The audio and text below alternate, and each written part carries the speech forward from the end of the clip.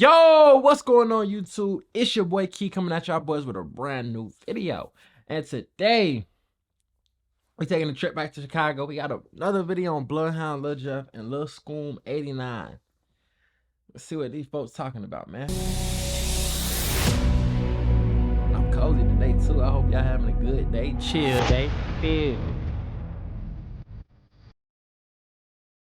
Oh, this is always his intro. His intro always get me, bro. I'm like, damn, they built that like that.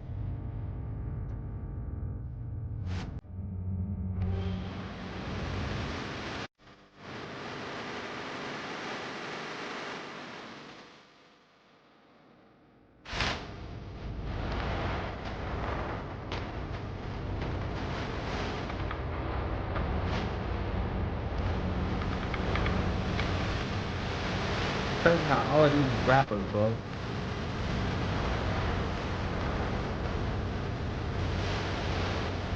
I'd end it early.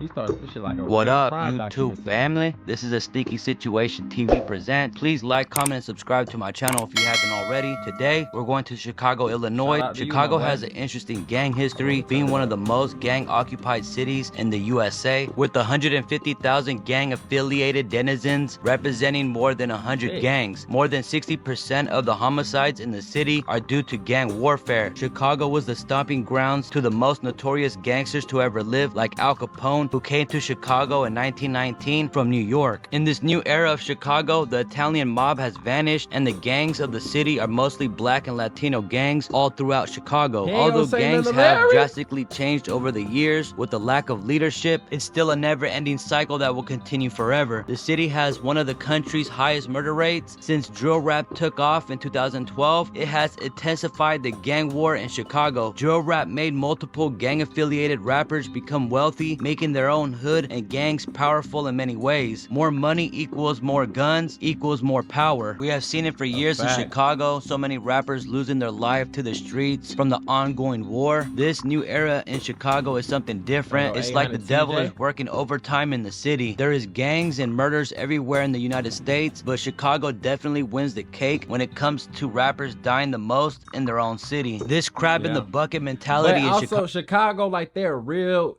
gang members who are active. They're gang members. These are not rappers. I be having to remember that sometimes. Like, just because you rap doesn't make you a rapper. Like, some people, when they come up like, bro, I want to be a rapper. Some people, that it just happens. You might be around somebody who rapping and they tell you to start rapping. Like, the ones who actually are rappers, like, they barely be getting knocked off like that. But they still do die.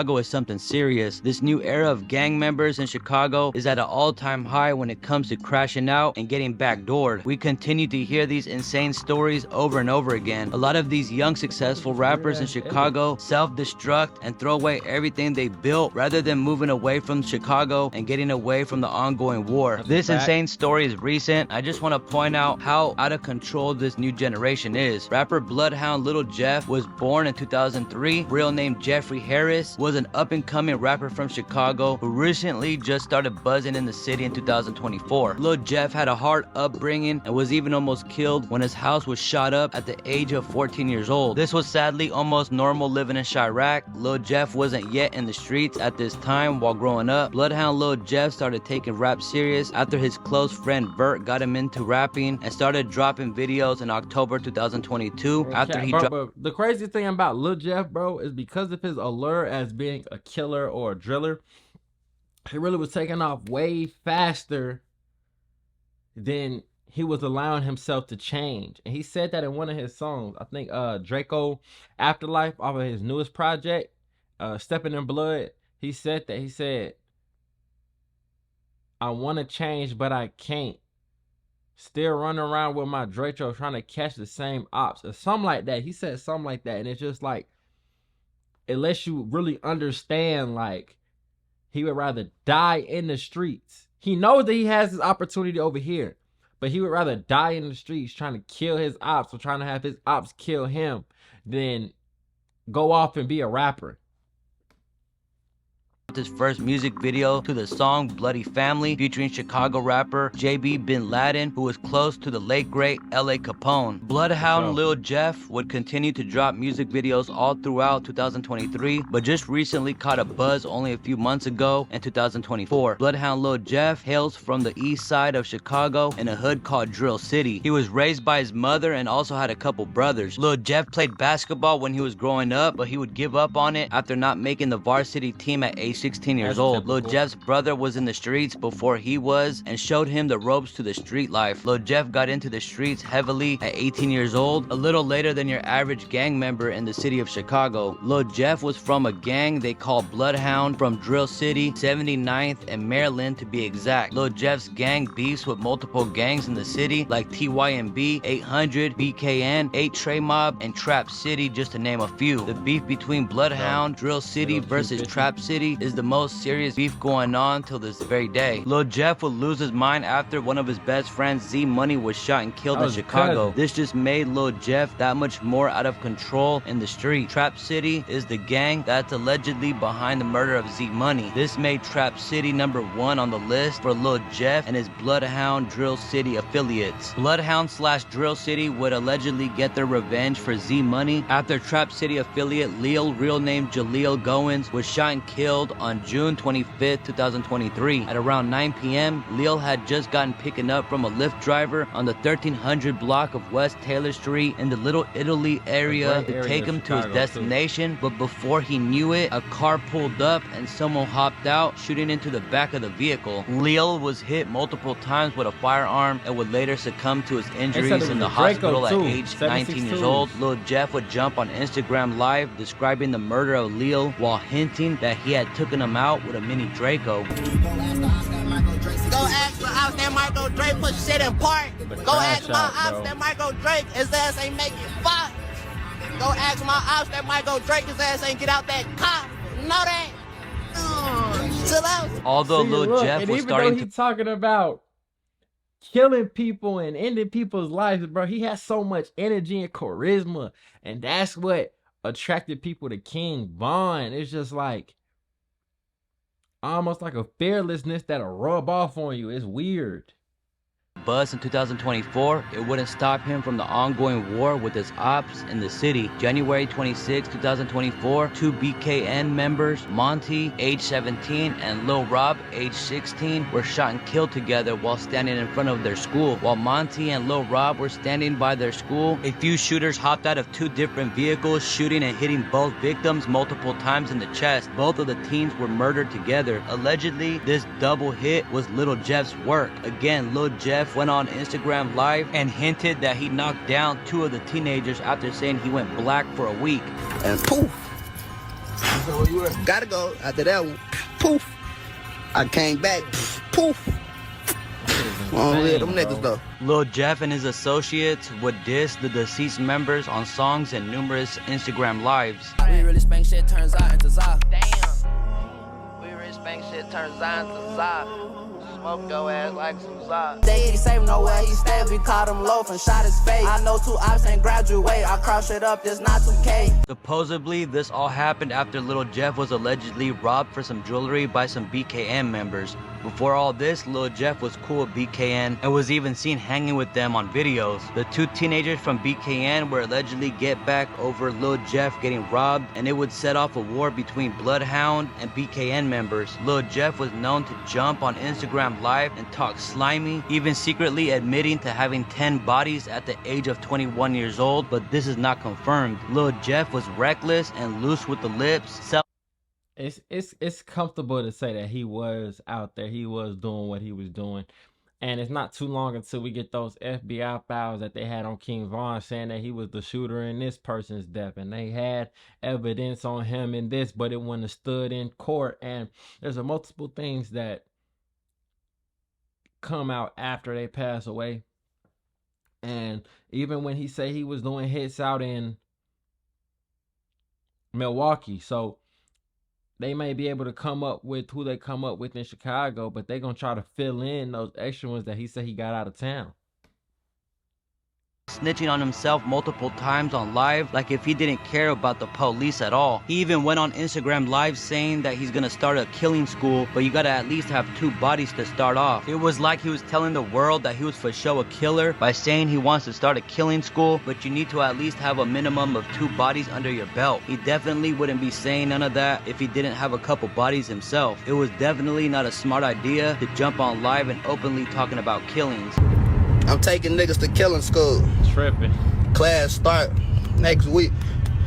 Damn. You gotta at least have 2 bodies though. For I ain't coming with no. If you ain't got shit, I can't work with no beginners folk. You gotta at least have a 2. I'm gonna give y'all 2 minimum. I'm gonna start at 2 minimum, cause y'all know why I'm gonna start at 2 minimum. Now I'm just doing it for a tradition. I'm gonna start at 2 minimum, man. 2, you gotta have a minimum of 2. And what's crazy, bro, you gotta have 2. Everybody just sit right here and they laugh. They be like, damn, he really telling on himself. Damn, that nigga crashing out. But he's really talking about probably 2 people that he really did kill, bro. 2 sons. Well, now we gonna call them gang members, and yeah. But that's somebody's son. That's somebody's grandson. That's somebody's brother. That's somebody's cousin. Like, this shit so crazy, but it's the allure. You gotta have a minimum of 2 of them bitches to come to school. You just gonna sit your dumb ass in this seat, and whatever I say, do it. If you do anything scary, bitch, I'm smoking your ass. Like, bro. Nah, I'm just playing. I'ma have to though, cause now like I just thought you was ready and you lied. Now I gotta kill your ass and throw you over there in the lake.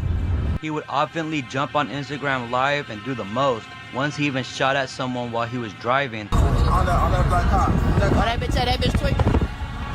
That's a switch. That bitch was just tweaking.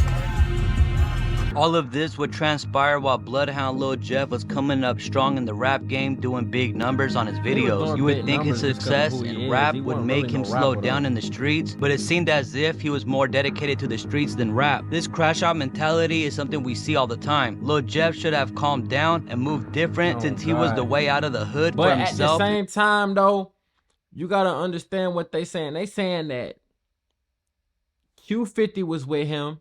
They're saying that somebody else was with him too on that hit where he died. Bro, this the big dog on y'all side as far as this rap stuff goes. He the one bringing in the views. He the one who really got y'all name buzzing as far as the Reddit people, as far as a lot of things. Everybody's so interested in what Lil Jeff got going on, who Lil Jeff is. Y'all ain't supposed to let him go do that, bro. Y'all supposed to tell him, bro, fall back. We got this. We gonna handle the business. Just fall back. You got something else going on. But as far as doing everything that we used to do, it ain't gonna do nothing but set everybody back. If you go to jail, it's gonna set us back. If you die, it's gonna set us back. But maybe he just wanted that more. The people around him. Lil Jeff's team should have had him out the way so he could continue with his new success with music and change their lives. May 24, 2024, Bloodhound Lil Jeff would do a big interview with DJ U where he would heavily diss his ops, speaking greasy, sniffing perks on camera, and admitting to robbing people for expensive watches that him and his boy Bloodhound Q50 were flossing on the interview. He would again have loose lips, telling on himself about robberies. Lil Jeff asked DJ U if his future was looking bright, but DJ U would try to get a point across, saying you either end up dead or in jail if you in the streets. Lil Jeff was getting a little annoyed and would try to skip the question. So I want to refer to one of the Instagram lives I caught of yours, right? Yeah, man, I'm finna start taking niggas to killer school. I'm finna start taking niggas to killer school. And you gotta have at least 2 bodies. I say, damn, this little nigga crazy. That's at the minimum. So as a student in this school, like what would be requirements to pass? I don't know. I ain't got my shit together for the class yet, for real. You ain't make the syllabus yet? Nah, people been texting me saying I ain't start though. I'm trying to see. Some more people been texting. Man, I ain't gonna lie to you, Lil Jeff. I feel like you can teach our youth something else, brother. Nah, that's good shit. Self-defense skills, like you just said. Well, the thing is, if a student graduates from this school, their future probably not looking too bright. Wait, what you trying to say? I'm saying there's only two places So they my can end up future being. not looking No, bright. it really wasn't. I mean, I don't know if you See what graduate I'm from the school or saying? not. I don't know. It's like, oh, What the hell man, is just wrong look, with is my this? future looking bright or not? But I'm just saying, if you graduate Oh from a my killer God. school, He trying to say my shit ain't looking bright. no, you're a rapper, so your future looks very bright. But if a young man go to a killer school, you know, Become a rapper and have a bright future. See, there you Just go. get Big some up. money and be wealthy. Exactly, you can do a lot. Listen, that shit come with more. gotta use Listen, this shit right, there's a lot of shit bro. behind the Finesse the scenes that I can't tell you, and that's why I'm trying to skip questions, cause I can't trying to come on. I'm trying to skip the question. right. Get the fuck on from this shit. Well, while you trying to skip the questions, I'm just trying to get a point across, right? There's only two places you end up either dead or Nah, in I'm jail. trying to say it get better, but I can't get my point across. So that's why it's not fair. We gotta just skip questions. Okay. But that's not fair, cause then you gonna get your point, and then I can't get my point. Oh no. Cause I got more to say. It's just I can't. That makes sense. I can't see it. How do you move through Chicago? Do you feel like you probably got a target on your back Hell now? nah, these niggas scared, man. I'm outside what every they day. say, They ass everything ducking. gonna I kill never you, see bro. people on live dropping my low, showing their ass where I'm at. So look though, Ooh, shit. assuming that you know all this entertainment purposes, you feel me, and we just capping for the net, right? Even Which we still, is.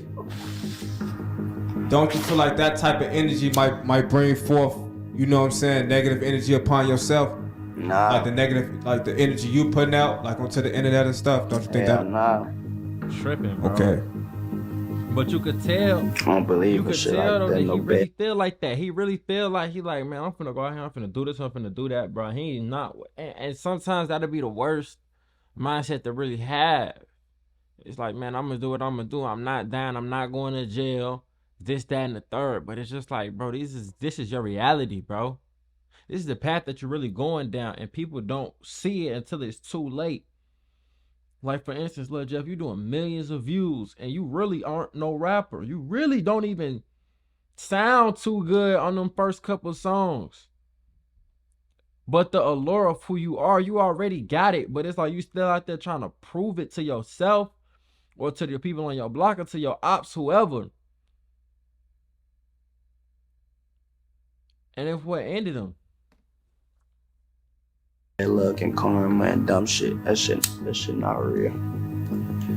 Right. You could sadly see the crash out mentality in this DJU interview. Lil Jeff also spoke about how he don't believe in karma and bad luck. Sadly, karma is I a don't real believe thing, in and it would karma later either. I catch up believe with in Lil God. Jeff. 2 weeks later, exactly after the DJU interview, Bloodhound Lil Jeff would get himself in a sticky situation June 8th, 2024, when he would go to slide on the ops in Trap City territory. Lil Jeff was in the 6600 block of South Roads at around 5:14 p.m. with a few of his peoples trying to slide on the ops. The whole situation would be recorded by a security camera where you can see Lil Jeff hop out the car after he spotted the op. After Lil Jeff ran down on his op, he began shooting at him, trying to take him out. The man Lil Jeff was targeting runs down an alleyway and Lil Jeff would follow him, which led to someone opening fire at Lil Jeff, And striking the him worst around part 19 about it was, bro, there was no type of collectiveness on this hit.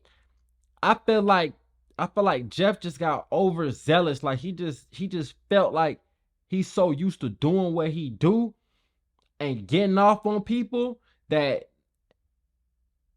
it's just another walk in the park. Like he running, he probably ain't got no gun. He ain't gonna blow back, and then boom, you hit that corner and get blew down. And that's all it was. Like,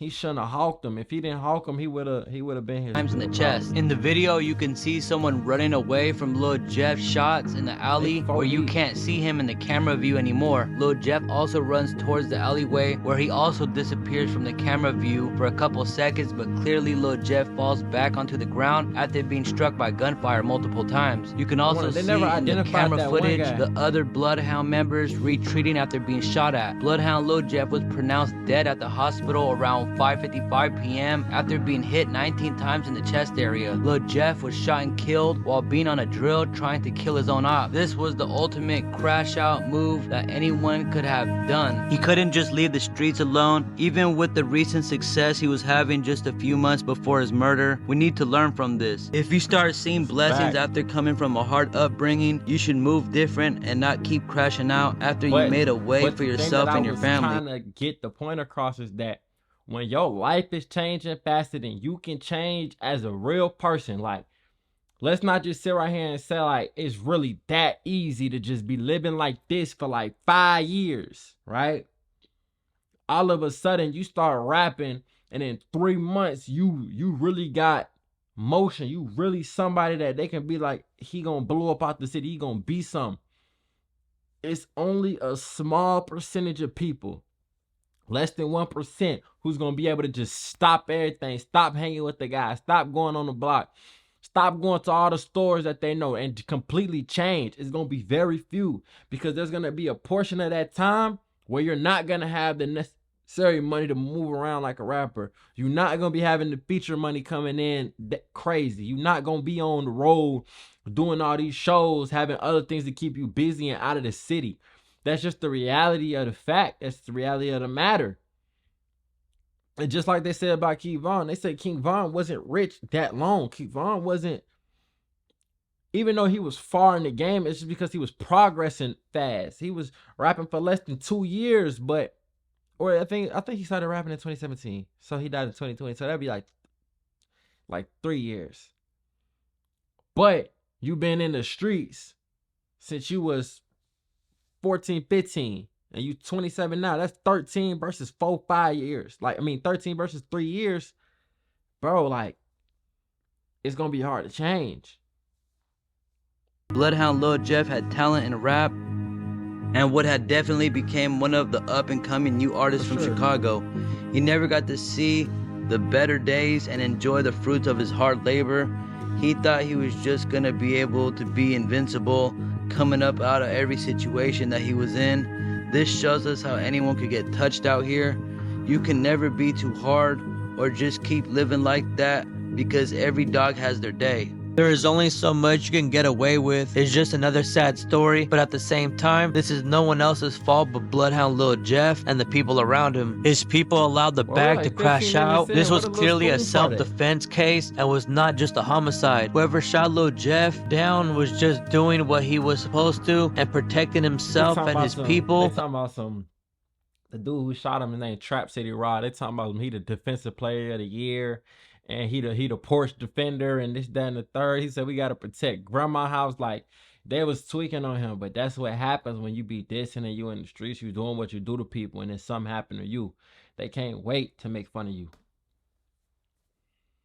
Allegedly, Trap City Rob was the shooter who took out Lil Jeff and was on the run for the murder. After Trap City Rob was on the run for some time, police would finally arrest him, but would allegedly soon let him free from jail with no charges due to self-defense reasons of the shooting and multiple combat. Trap City Rob even denied killing Lil Jeff multiple times, and it is believed that he really wasn't the shooter, and that's the real reason why the police didn't arrest him. So not too sure what the real truth is. The streets know the truth, so I don't know what's gonna eventually happen with the situation, but as of now, nobody is arrested for the murder of Lil Jeff. But that's not all. Exactly a month after Bloodhound and Drill City members would take another loss after Lil Scoom from Burley Boys, who was also close to Lil Jeff, was shot and killed in Chicago. Born to Siren Hogan, 18-year-old Lil Scoom was shot and killed in a shooting on 89th and Langley, according to Channel 3 Now. Reportedly, Chicago PD responded to calls late Sunday, July 7th about a shooting at the intersection and arrived to find Hogan with 2 gunshot wounds to the chest. He was then rushed to the University of Chicago hospital where he was pronounced dead. CPD also spotted a gun-toting suspect running away from the scene. Pursuing him on foot, the suspect shot at officers during the chase. A 10-1 emergency call was made indicating an officer needed immediate backup, resulting in police response from multiple districts and the CPD SWAT. Still, the suspect has yet to be detained. That was around the same time ever, bro. That dude,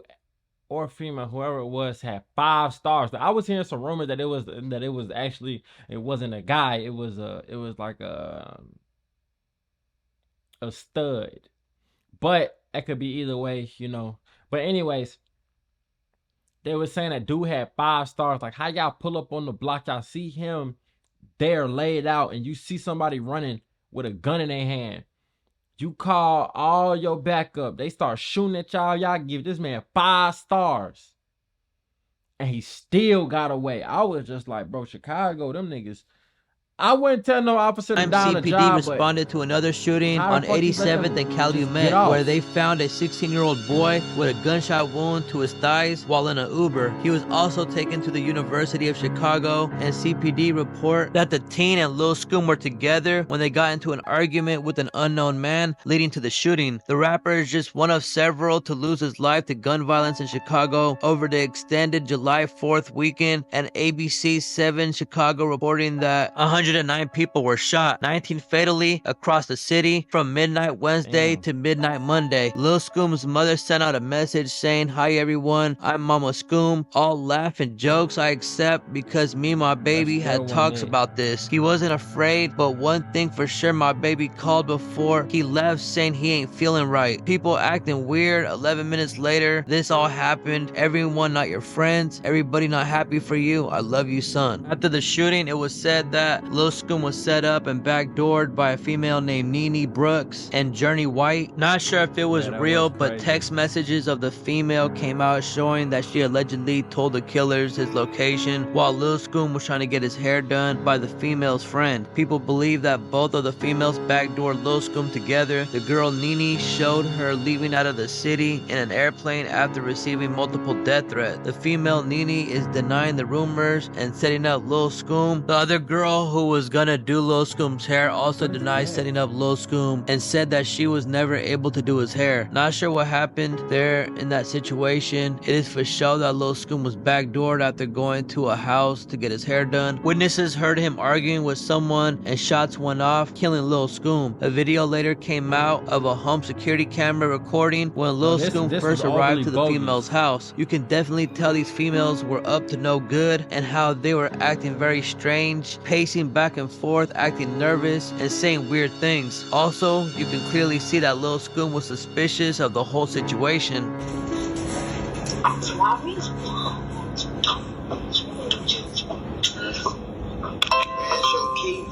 told you I don't have no key. I take this off the camera. I don't have no key. Like, did you saw? No, I ain't good mess. It's easy to try to trap. Yeah. You go, boom. Why y'all ain't just come through that? Is the back door? No. What you mean by me? I'm saying back. Oh. Yeah, that video was definitely strange. You can tell there was something not right the whole time. What's crazy to me is how the killers got away by shooting at the police. That must have been a sticky situation. This is just sad, man. Lil Scoom was only 18 years old. He didn't even get to experience life. Bloodhound Lil Jeff and Lil Scoom was just in LA having a good time just before Lil Jeff was killed. Who would ever thought in those video vlogs both of them would be shot and killed within a month? Sad, man, but that would happen when you live that life. Lil Scoom felt his death coming, so learn from that. If you ever have a bad feeling about something, just go with it and trust your gut. Rest in peace, Bloodhound Lil Jeff and Lil Scoom. But man, that's the story of Bloodhound Lil Jeff and Lil Scoom, man. Chicago rappers who got killed back to back. Let this be a testament, bro. Let this be a testament, bro. You might get away from the police. You might get away from the cameras, but that energy you'll never escape. Now I want to touch on something real quick that he said about karma and this, that, and the third. I don't necessarily believe in karma either. As they say, you know what I'm saying, if you do something bad will happen to you. I don't believe in it like that. I believe that if you do more good than you do bad, then you'll have an overall good life. And the more good you do versus your bad, the better it'll be. So with that being said, man, y'all get in the comment box. Y'all tell me how y'all feel about this. Lil Jeff and Lil Scoom. The Lil Scoom situation is crazy. I feel like both of them had something to do with it. Because if you do know that girl, Journey White, who was supposedly messing around with Lil Scoom. She was just dating one of his ops and he passed away. Then she started dating him and he passed away too. I don't know. It's weird. But with that being said, it's your boy Key checking in, checking out. Make sure y'all boys like, comment, and subscribe. We on the road to 10K. Let's do it.